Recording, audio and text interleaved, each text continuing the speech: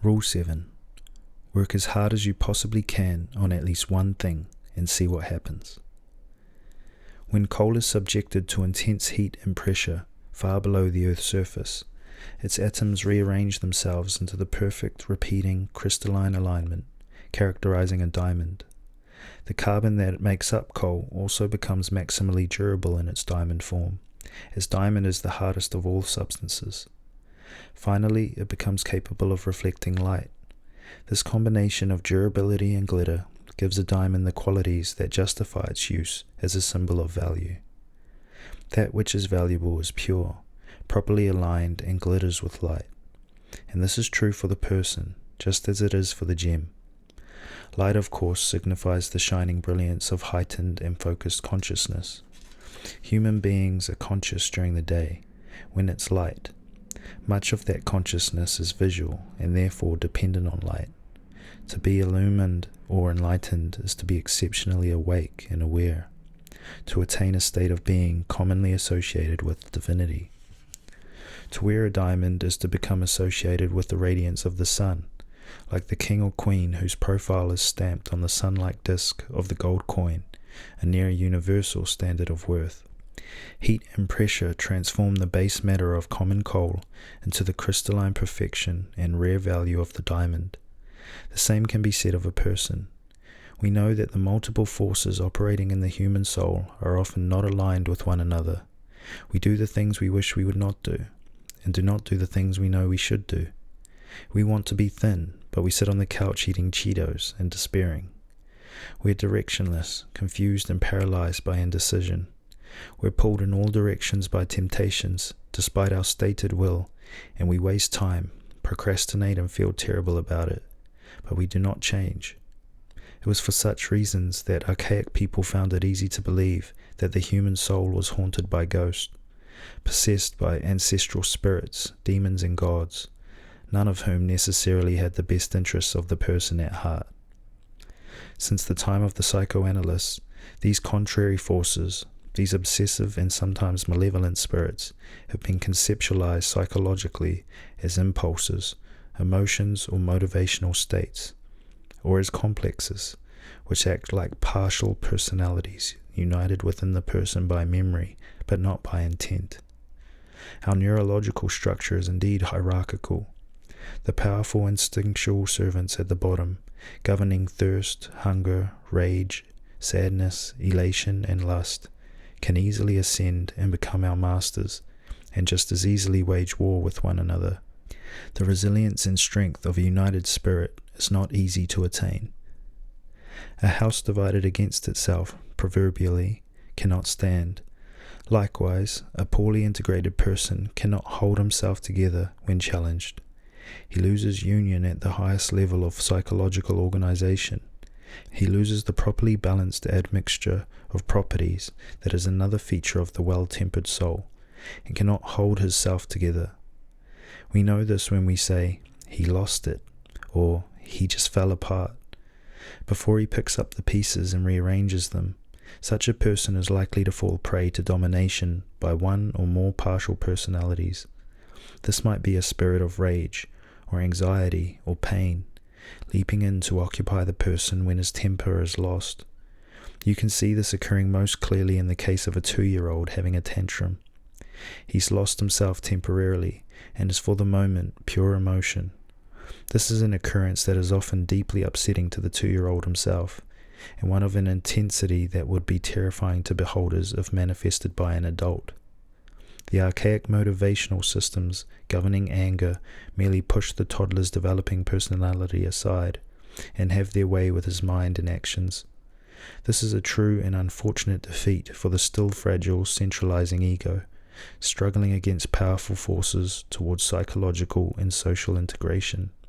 Lack of internal union also makes itself known in the increased suffering, magnification of anxiety, absence of motivation, and lack of pleasure that accompany indecision and uncertainty. The inability to decide among 10 things, even when they are desirable, is equivalent to torment by all of them. Without clear, well-defined, and non-contradictory goals, the sense of positive engagement that makes life worthwhile is very difficult to obtain. Clear goals limit and simplify the world, as well, reducing uncertainty, anxiety, shame, and the self-devouring physiological forces unleashed by stress. The poorly integrated person is thus volatile and directionless, and this is only the beginning. Sufficient volatility and lack of direction can rapidly conspire to produce the helplessness and depression characteristic of prolonged futility. This is not merely a psychological state. The physical consequences of depression, often preceded by excess secretion of the stress hormone, cortisol, are essentially indistinguishable from rapid aging. Weight gain, cardiovascular problems, diabetes, cancer, and Alzheimer's. The social consequences are just as serious as the biological. A person who is not well put together overreacts to the slightest hint of frustration or failure. He cannot enter into productive negotiations, even with himself, because he cannot tolerate the uncertainty of discussing potential alternative futures. He cannot be pleased because he cannot get what he wants, and he cannot get what he wants because he will not choose one thing instead of another. He can also be brought to a halt by the weakest of arguments. One of his multiple warring sub-personalities will latch on to such arguments, often contrary to his best interest, and use them, in the form of doubts, to buttress its contrarian position. A deeply conflicted person can therefore be stopped, metaphorically, with the pressure of a single finger exerted on his chest, even though he may lash out against such an obstacle. To move forward with resolve, it's necessary to be organized, to be directed towards something singular and identifiable. Aim, point. All this is part of maturation and discipline, and something to be properly valued. If you aim at nothing, you become plagued by everything. If you aim at nothing, you have nowhere to go, nothing to do, and nothing of high value in your life, as value requires the ranking of options and sacrifice of the lower to the higher. Do you really want to be anything you could be? Is that not too much? Might it not be better to be something specific? And then perhaps to add to that? Would that not come as a relief, even though it is also a sacrifice? When I was in graduate school at McGill University in Montreal, studying for my clinical PhD, I noticed a pronounced improvement in character in everyone who continued in the progressively more difficult 5 to 6 year program. Their social skills improved. They became more articulate. They found a profound sense of personal purpose. They served a useful function in relation to others. They became more disciplined and organized. They had more fun. This was all despite the facts that the graduate courses were often lower quality than they might have been, the clinical placements unpaid and difficult to come by, and the relationships with graduate supervisors sometimes, but by no means always, subpar. Those beginning graduate work were often still immature and confused, but the discipline imposed upon them by the necessity of research, and more particularly thesis preparation, soon improved their characters. To write something long, sophisticated and coherent means, at least in part, to become more complex, articulate and deeper in personality. When I became a professor and started mentoring undergraduate and graduate students, I observed the same thing. The undergrad psychology students who allied themselves with a lab and therefore took on additional work obtained better grades than those who burdened themselves less. Taking on the functions of junior researchers helped them establish a place in a community, while requiring them to discipline themselves, not least by necessitating more efficient use of their time. I observed a similar process when working as a clinical psychologist. I typically encourage my clients to choose the best path currently available to them, even if it was far from their ideal. This sometimes meant tolerating at least a temporary decrease in ambition or in pride, but had the advantage of substituting something real for something available only in fantasy. Improvements in mental health almost invariably followed. Is there anything worth committing to? I am now old enough to have seen what happens when the various manners in which this question might be answered manifest themselves. In my career as undergraduate, graduate student, professor, clinical psychologist, researcher, and in my various additional forays, I have seen the same twin paths of development manifest themselves repeatedly. Both are available, in principle, to everyone, to each of the half-developed, wondering, prematurely cynical, questioning, doubtful, and hopeful fools that we all are to varying degrees when young and on the brink of adulthood.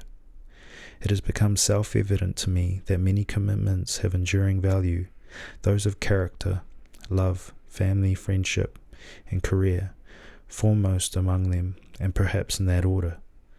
Those who remain unable or unwilling to establish a well-tended garden, so to speak, in any or all those domains, inevitably suffer because of it. However, commitment requires its pound of flesh. To pursue an undergraduate degree means sacrifice in study, and the choice of a given discipline means foregoing the possibility of other pathways of study. The same goes for selecting a partner or group of friends.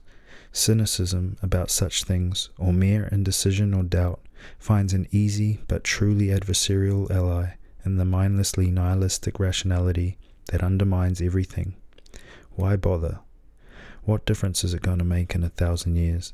What makes one pathway preferable to another, or to none, anyway? It is possible to be content or even happy with one partner or another, or with one group of friends or another, or with one career or another. In some sense, the satisfaction that these arrangements bring could have been generated by different choices. They are also each deeply flawed.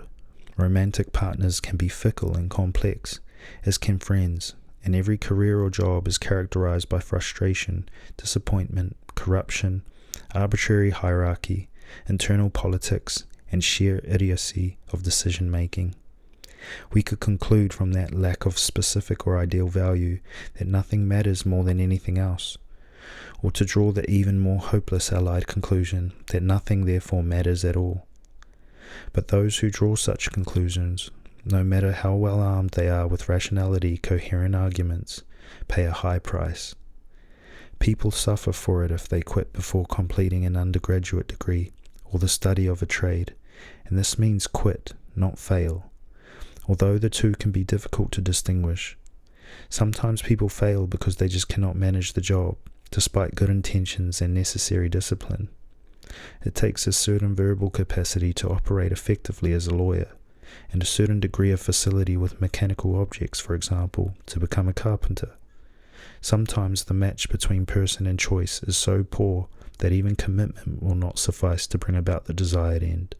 But very often, failure is a consequence of insufficient single-mindedness, elaborate but pointless rationalization and rejection of responsibility, and little good comes of that. People who do not choose a job or a career commonly become unmoored and drift. They may attempt to justify that drifting with a facade of romantic rebelliousness or prematurely world-weary cynicism. They may turn to casual identification with avant-garde artistic exploration, or treat the attendant despair and aimlessness with the pursuit of hardcore alcohol and drug use and their instant gratifications. But none of that makes for a successful 30-year-old, let alone someone a decade older. The same holds true for people who are unable or unwilling to be loyal to their friends. They become lonely, isolated, and miserable, and all that merely adds the additional depth of bitterness to the cynicism that spurred the isolation in the first place. That is not the sort of vicious circle that you want to characterize your life. The people I knew who finished their undergraduate degrees or trade programs were better for it. Not good necessarily, not functioning optimally, not necessarily thrilled with their choices or devoid of doubt and misgiving, not even certain to continue in pursuit of what they had studied, but far better than those who withdrew and drifted. The commitments and the sacrifices thereby entailed matured those who endured and made them better people. So what is the conclusion? There are many things to which we might commit ourselves. A case can be made for the arbitrary and even meaningless nature of any given commitment, given the plethora of alternatives, given the corruption of the systems demanding that commitment. But the same case cannot be made for the fact of commitment itself. Those who do not choose a direction are lost. It is far better to become something than to remain anything but become nothing. This is despite all the genuine limitations and disappointments that becoming something entails. Everywhere the cynic despairs are bad decisions, But someone who has transcended that cynicism, or more accurately, replaced it with an even more profound doubt, that is, the doubt that doubt itself is an ultimately reliable guide, objects, the worst decision of all is none.